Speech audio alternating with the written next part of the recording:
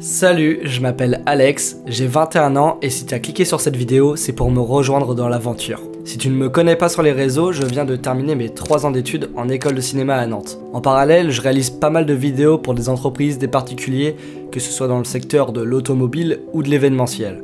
Tout ça pour te dire que ma caméra et moi, nous ne faisons qu'un. Je suppose que si tu regardes cette introduction, c'est pour parler de voyage. Mais laisse-moi te remettre un petit peu dans le contexte. En 2005, mon père décide d'acheter un camion pour en faire un van aménagé. Laisse-moi te présenter le petit camion vert. Oh oui, il porte bien son nom. Le petit camion vert, c'est un Citroën Jumper de 2000 équipé de 2 lits, d'une cuisinière, d'un réfrigérateur et même d'une table. Et évidemment, tout a été fait à la main. Grâce à lui, j'ai pu découvrir de nombreux endroits en France, de la Bretagne à l'Alsace, tout en passant par le sud-est de la France. Et quand t'as seulement 5 ou 6 ans, tout ce qui t'entoure a un impact énorme sur ton avenir. Et pour moi, mon père aime filmer et voyager. En 2022, je me lance dans l'aménagement de mon premier van, un Citroën C15 de 96. J'ai vraiment eu de nombreuses sources d'inspiration qui m'ont poussé à voyager à ma manière. Mon objectif étant de partir avec un petit budget étudiant tout en étant libre. J'ai dû tout faire moi-même et surtout avec l'aide de certains amis. Et ça, vraiment, ça prend du temps. Et bon, après plusieurs semaines de travail acharné, le C15 est enfin prêt pour le voyage. Pour commencer, j'ai voulu retourner dans des endroits que je connaissais grâce au petit camion vert. Ensuite, avec Amy, on a décidé de quitter la France pour rejoindre la Suisse, un pays qui a vraiment toujours suscité ma curiosité. Et avec le petit moteur 1,1 litre de ce C15, nous avons vraiment gravi des montagnes pour ce premier voyage. Et bien sûr, on a fini par en payer les frais. Et je parle évidemment de tomber en panne. En 2023, j'achète un nouveau véhicule pour un nouveau projet, une Peugeot 205F, une voiture sortie à peu près à 15 000 exemplaires. Et cette fois-ci, j'ai l'impression d'avoir la version finale et aboutie de mon projet initial. Un moteur plus puissant et résistant, un aménagement mieux organisé. Mais bon, pour le savoir, rien de mieux que de se lancer dans l'aventure.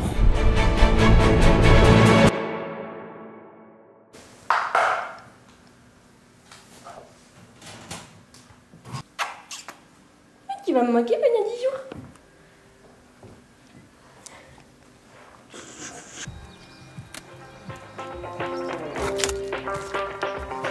Il y en a deux.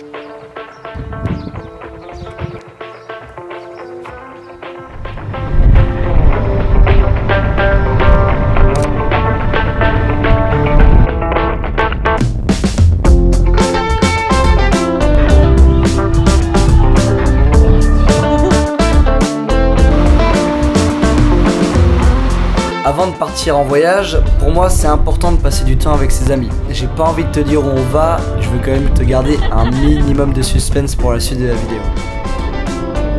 Ce que je peux déjà te dire, c'est que notre première étape se passe à Montluçon, où on va retrouver quelqu'un que tu connais, c'est Martin. Tu l'as peut-être déjà croisé dans l'une de mes vidéos, notamment lorsqu'on est parti à Arcachon entre garçons. D'ailleurs, Martin il en profite pour nous faire visiter son appartement. Et c'est vrai qu'il est peut-être un petit peu plus spacieux que la 205.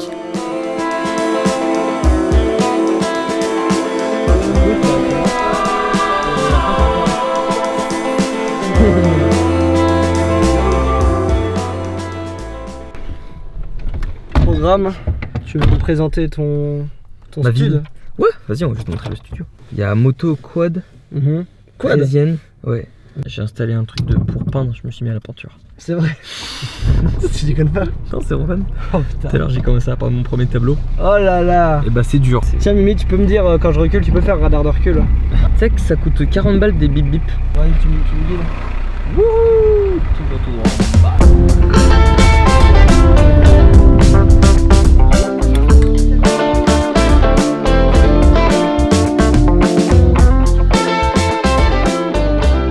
Il en profite aussi pour nous montrer son nouveau lieu de travail.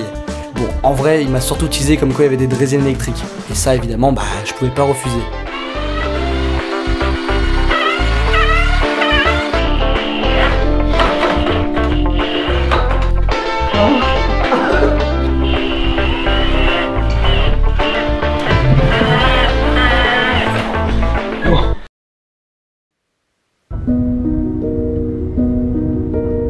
C'est un truc qui peut paraître un peu logique, mais quand on y pense, Même prendre la route tôt le matin, ça a plein d'avantages. Déjà, tu profites un maximum de la fraîcheur du matin, parce que je te rappelle que rouler sans la clim, en pleine journée c'est parfois très dur. Tu profites également du lever de soleil, et ça honnêtement quand tu voyages, ça a pas de prix. Et l'après-midi, tu peux même t'arrêter un peu plus tôt pour profiter d'un bord de rivière, d'un coin d'eau, ou même de la mer. Bon, dans notre cas, nous il n'y avait pas la mer, mais bon, t'as compris ce que je voulais te dire. C'est vrai qu'on ne le fait pas assez souvent, mais je pense que c'est une habitude que l'on va essayer de prendre. En plus, on a quand même réussi à trouver un petit bout de campagne assez sympa en sortant de Montluçon, pour observer justement ce beau lever de soleil.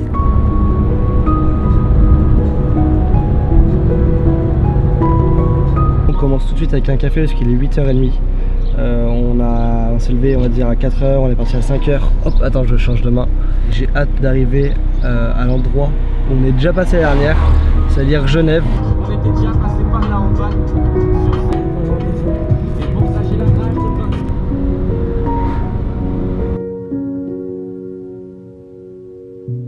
Comme tu as pu le voir, aujourd'hui on se retrouve pour un nouveau format, un nouveau voyage. Et là on se retrouve dans une petite ville qu'on a déjà fait la dernière, qui est tout simplement Nantua.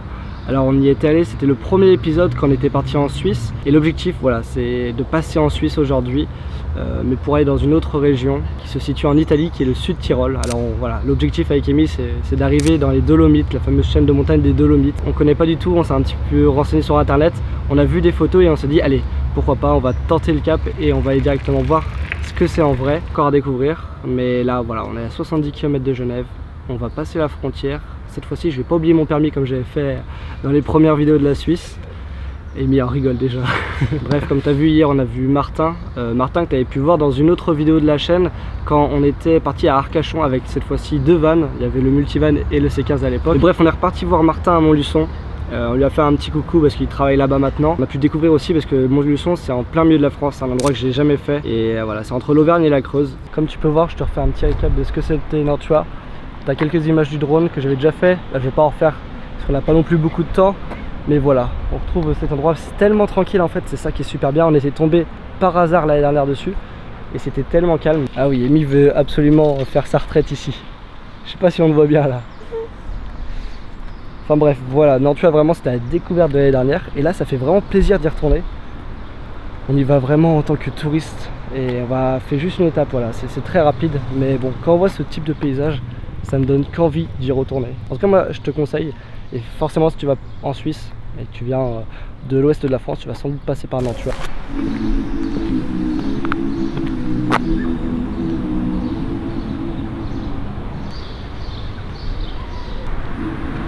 Cette fois-ci je pense qu'on va pouvoir prendre l'autoroute parce que l'objectif c'est d'éviter trop l'école on va dire. Parce que ça nous ralentit beaucoup quand même la montagne. Et donc on va voir, mais on essaie de se renseigner sur comment on fait. Parce que l'autoroute en Suisse est très différent de la France. En Suisse tu dois payer un pass qui est à peu près équivalent à 40 francs. Et c'est valable 1 an si je me trompe pas. Et tu as accès après à l'autoroute, du coup pendant 1 an. Et ça c'est très pratique, mais où est-ce qu'on achète ça? Je sais pas trop, peut-être en station, peut-être à la douane. Enfin à la douane c'est même sûr. Je pense qu'on va l'acheter, comme ça on va pouvoir quand même tracer un peu plus vite. Pas trop prendre l'école, voir aussi les paysages d'une autre manière que ce qu'on avait vu la dernière.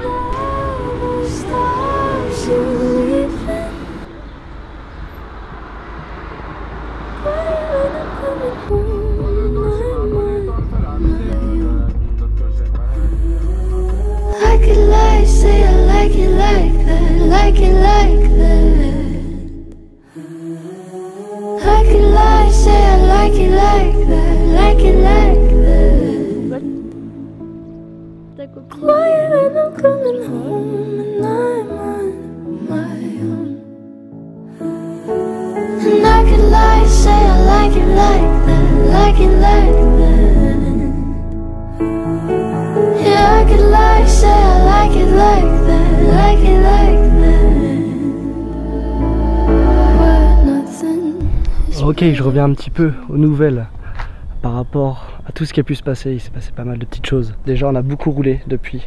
On a quitté la 4 voies il y a un petit moment déjà. Je sais pas, en fait quand on roulait à 120 d'un coup il y a eu un gros bruit. Dès que j'étais en 5ème, ça faisait un gros vombrissement au niveau du moteur. Ça nous a fait un petit peu peur. Là je me suis dit oula, le moteur il doit salement chauffer. Donc on a préféré ne pas prendre l'autoroute sur la fin du trajet. De toute façon on était à moins d'1 heure, donc on s'est dit allez on prend les petites routes. Et là on s'est un peu arrêté. Alors pas de gros problèmes à signaler, mais on monte un col. D'ailleurs regarde, si tu veux voir un peu la vue. Hop. On voit pas trop bien d'ici, mais il y a des habitations tout en bas. Mais ouais, aujourd'hui on a fait quoi, 10 heures de route à peu près. Bon, on est parti à 5h. Voilà, on est parti à 5 heures, on a fait 10 heures de route, là il est 16 heures. Voilà, c'est normal aussi qu'un véhicule qui a 27 ans cette année, voilà, c'est normal que le véhicule, on doit faire des pauses tout simplement. On peut pas rouler non plus indéfiniment avec. Et c'est sur les 15 derniers kilomètres que là c'est le plus dur. Le moteur est bien chaud et je préfère prendre mon temps, ne pas trop me précipiter pour pas faire de mauvaises erreurs. Et voilà, j'aimerais pas arrêter, on va dire, les vacances un petit peu trop tôt.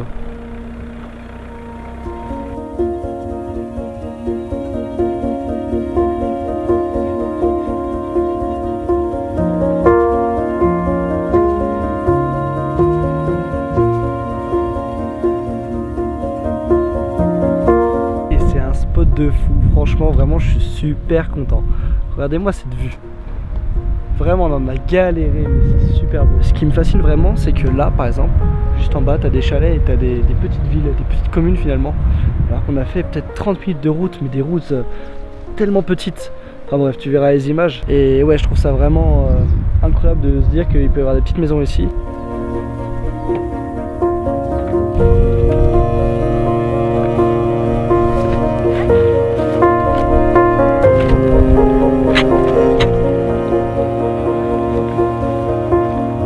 Bien avancé, mais c'est vachement compliqué parce que ici évidemment on est en montagne, donc la terre c'est que de la roche. Donc, la première fois que je le monte, ça va, mais c'est pas abouti à fond. Et vu qu'il va y avoir un peu de vent ce soir, je préfère le démonter vu que c'est pas super bien fixé. Ça sera à tenter une nouvelle fois un peu plus tard, peut-être en Italie quand on aura un petit peu plus de temps, on essaiera de faire ça un peu mieux.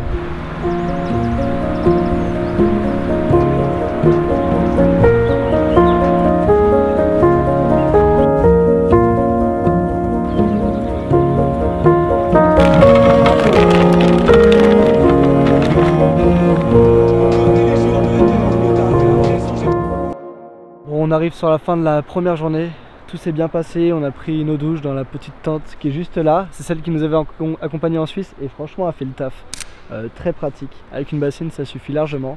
Regarde, le temps s'est dégagé justement pour cette fin de journée, parce que tout à l'heure quand on était en train de monter le vent c'était un peu la galère, il commençait vraiment à pas faire beau, il y a eu quelques gouttes, mais là franchement on a vraiment eu de la chance, il n'y a plus rien. Et du coup on a la vue sur les chalets et les glaciers derrière. Non franchement comme premier spot pour la première nuit, franchement ça régale.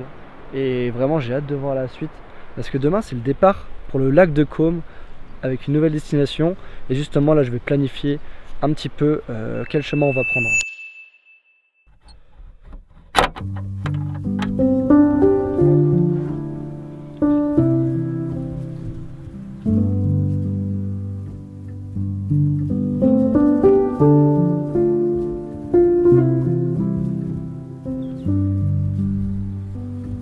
Ce matin il fait super beau, j'ai le soleil qui me tape dans le visage et il fait super bon, du coup je suis resté en t-shirt, hein, il fait pas froid du tout.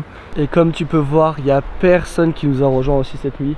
Ça c'est un gros avantage parce qu'on était vraiment seuls et au moins aussi il y avait les petits chalets en bas, donc si jamais il y avait un gros problème, bon on va dire qu'on aurait quand même trouvé une solution. A noter que là on est dans un canton où on parle allemand, alors je sais plus dans quel canton on est, mais toutes les écritures, tout est en allemand.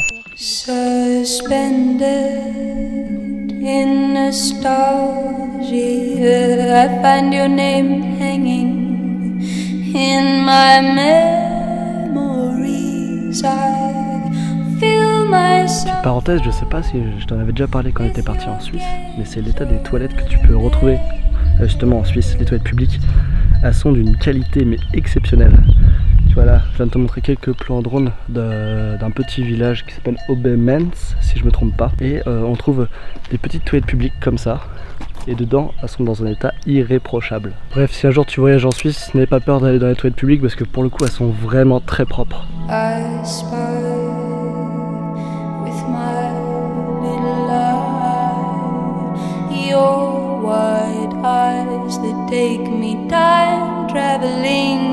Ok, c'est passé pas mal de petits trucs. On était sur la route direction le lac de Caume et au moment où on s'arrête devant je sais pas comment on peut dire, appeler ça, comme une aire d'autoroute entre guillemets. Comment dire?